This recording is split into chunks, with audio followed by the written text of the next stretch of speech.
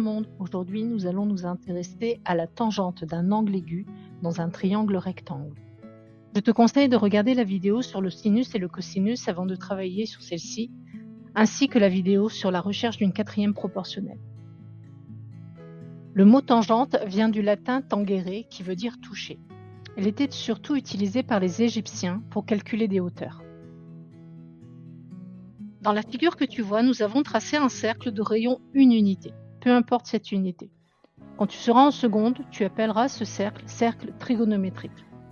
À l'intérieur de ce cercle, nous avons tracé deux diamètres perpendiculaires séquant en eau. Nous allons considérer ces deux diamètres comme étant un repère du plan. Nous avons tracé en bleu une tangente au cercle, tangente à un des deux diamètres précédents, et nous avons placé un point M sur ce cercle. Nous allons tracer le rayon OM et le prolonger afin d'obtenir le point d'intersection de ce rayon et de la tangente, et considérer l'angle θ que tu vois inscrit sur ce cercle. L'abscisse du point M est égale au cosinus de cet angle θ, son ordonnée est égale au sinus de l'angle θ, et la tangente de θ est égale à la longueur du segment bleu. Nous allons zoomer et donc considérer cette figure qui est un quart de cercle de rayon une unité. Placer les points A et C tels que les triangles OMA et OTC soient respectivement rectangles en A et C, et placer le point P tel que le quadrilatère OPMA soit un rectangle. Nous allons définir le cosinus, le sinus et la tangente de l'angle θ. Dans le triangle OMA rectangle en A, on a cosinus de l'angle AOM qui est égal à OA sur OM, côté adjacent divisé par hypoténuse, et sinus AOM qui est égal à AM divisé par OM, côté opposé divisé par hypoténuse. Or, nous avons considéré un quart de cercle de rayon une unité. OM est donc égal à 1. Nous obtenons OA est égal à cosinus θ et AM est égal à sinus θ. Comme le quadrilatère PMOA est un rectangle, ses côtés opposés sont de même longueur, nous obtenons PO qui va être égal à MA et donc M qui va être de coordonnées cosinus θ sinus θ. Maintenant dans le triangle OTC rectangle en C. Nous avons tangente COT qui va être égale à TC sur OC. Côté opposé divisé par côté adjacent. Or OC est aussi un rayon, il mesure donc une unité et nous obtenons TC qui va être égal à tangente θ. Dans un triangle rectangle, la longueur du côté opposé à un angle aigu est proportionnelle à la longueur du côté adjacent à ce même angle. Le coefficient de proportionnalité qui les lie, qui ne dépend que de l'angle, est appelé tangente de l'angle. Nous allons rédiger.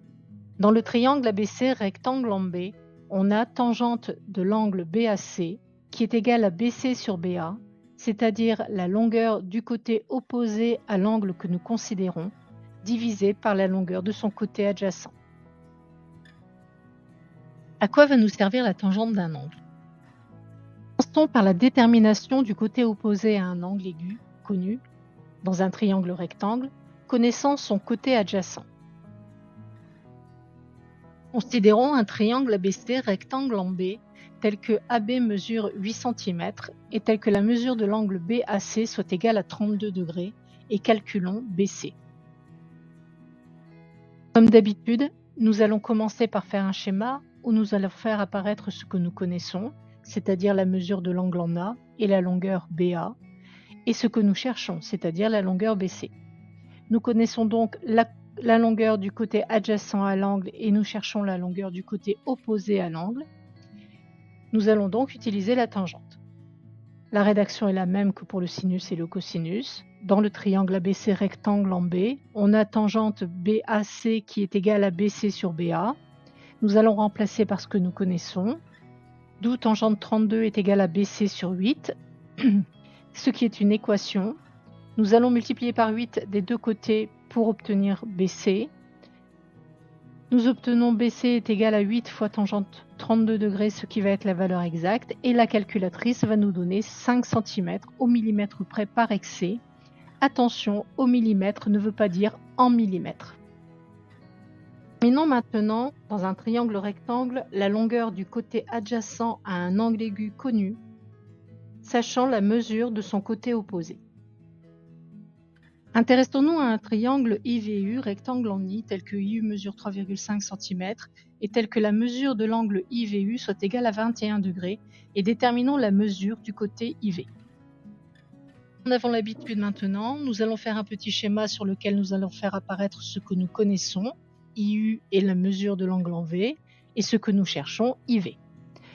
IU est le côté opposé à l'angle en V et IV son côté adjacent. La formule de trigonométrie qui utilise côté adjacent et côté opposé est la tangente. Nous allons donc utiliser la tangente de l'angle IVU. Dans le triangle VUI, rectangle en I, on a tangente de IVU qui va être égale à IU sur IV. Nous remplaçons par ce que nous connaissons, nous obtenons tangente 21 degrés qui va être égale à 3,5 sur IV. C'est une équation recherche d'une quatrième proportionnelle. Nous allons donc devoir inverser les membres de cette égalité puisque IV est au dénominateur. Nous commençons par écrire tangente 21 sur 1 qui va être égale à 3,5 sur IV. Nous obtenons IV sur 3,5 qui est égal à 1 sur tangente 21 degrés.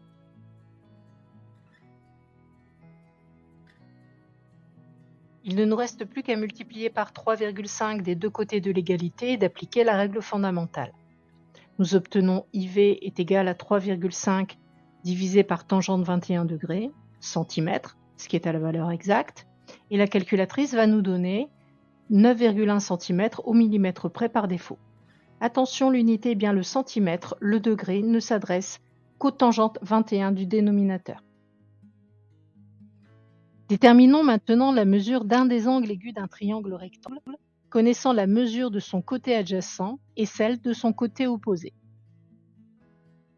Travaillons sur un triangle EFG rectangle en F, tel que FG mesure 4 cm et EF 7 cm, et calculons la mesure de l'angle FEG. À nouveau, petit schéma où nous allons faire apparaître ce que nous connaissons, c'est-à-dire les mesures des segments FE et FG, et d'une autre couleur ce que nous cherchons, c'est-à-dire la mesure de l'angle FEG.